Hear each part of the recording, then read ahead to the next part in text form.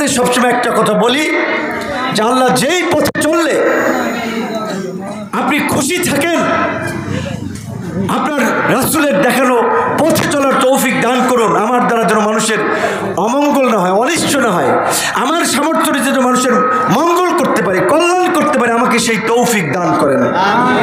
আমার জন্য যে ব্যবস্থা উত্তম সেটাই আপনি ফয়সালা দিয়ে দেন। কাজী আল্লাহ যদি লিখে রাখে আমি এখান থেকে জনপ্রতিনিধি হব, তাহলে আল্লাহ আপনাদের মনের মধ্যে একটা মহব্বত তৈরি করে দেবে, আপনাদের মনের মধ্যে একটা ভালোবাসা তৈরি করে দেবে। সেই আলামত তো দেখতে পাচ্ছি, কারণ এইভাবে এত রাত্র পর্যন্ত আপনারা অপেক্ষা করেছেন। চর বিশ্বাসে এই গরমের মধ্যে গতকাল 10 মিনিটে গলাচিপায় সব জায়গায়, তো আমার আল্লাহর প্রতিও শুকরিয়া এবং আপনাদের প্রতি কৃতজ্ঞতা। আপনারা যে এই সম্মান দেখিয়েছেন, রাজনৈতিক নেতাদের জন্য জনগণের সমর্থনটাই আসলে সম্মান। আজকে আপনারা দাঁড়িয়েছেন, কথা বলছি, শুনছেন। এই আজকে আমরাও তো জানতে পারি এত সমাবেশ হবে রাতে, মেইন স্ট্রিম মিডিয়া আসতো প্রচার করতে, এখনো এই যে সোশ্যাল মিডিয়ার মাধ্যমে সারা দেশের মানুষ দেখতে পাবে। সেইটা একটা নেতার প্রতি ভালোবাসা। কাজী এখন আরো টেনশনে পড়ে গেছি যে আপনাদের আসলে কিভাবে খুশি করতে পারবো। আপনারা যে কষ্ট করে আসছেন, আপনাদের যে আস্থা বিশ্বাস, সেটার কিভাবে মূল্যায়ন এবং প্রতিদান আমরা দিতে পারি। আপনারা ইতিমধ্যেই জানেন রাজনীতিতে মত পথ থাকবে, বিভিন্ন দল থাকবে, কিন্তু দেখেন আজকে আমরা যদি এইভাবে আন্দোলন সংগ্রাম না করতাম আজকের এই পরিবর্তনটা হতো না। তো আমরা নির্যাতিত হয়েছি, নিষ্পেষিত হয়েছি, কিন্তু এই দেশের 18 কোটি মানুষ প্রাণ খুলে এখন কথা বলতে পারছে, তাদের মনের ভাব প্রকাশ করতে পারছে।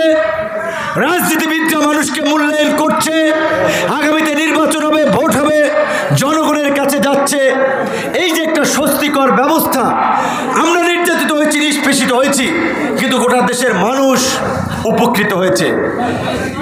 সেই জায়গা থেকে আমরা এটুকু বলতে চাই, আমাদের রাজনীতি করে আমার আপাতত যেইটুকু আল্লাহ এই বয়সে সম্মান মর্যাদা দিয়েছে, এইটুকু নিয়েই আল্লাহর কাছে দুহাত তুলে শুকরিয়া আদায় করি।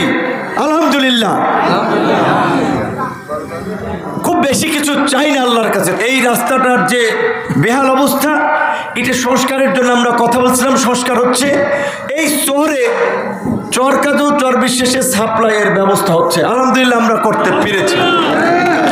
এবং এই গলাচিপা 10 মিনায় বিভিন্ন মসজিদ, মাদ্রাসা অনুদান থেকে শুরু করে ব্যক্তিগতভাবে সহযোগিতা, সরকারি এবং কিছু স্কুল কলেজের ভবন, শিক্ষকদের সমস্যায় যতটুকু পেরেছি সরকারিভাবে, নিজের ব্যক্তিগতভাবে অবদান রেখেছি। কিন্তু একজন অফিসিয়াল যদি জনপ্রতিনিধি হয় তার পাওয়ারটা বেশি থাকে, অফিসিয়ালি সেই এলাকার মানুষের করতে পারে। আমরা তো অফিসিয়ালি জনপ্রতিনিধি, তার প্রতিনিধি না, তাও যতটুকু পেরেছি করেছি।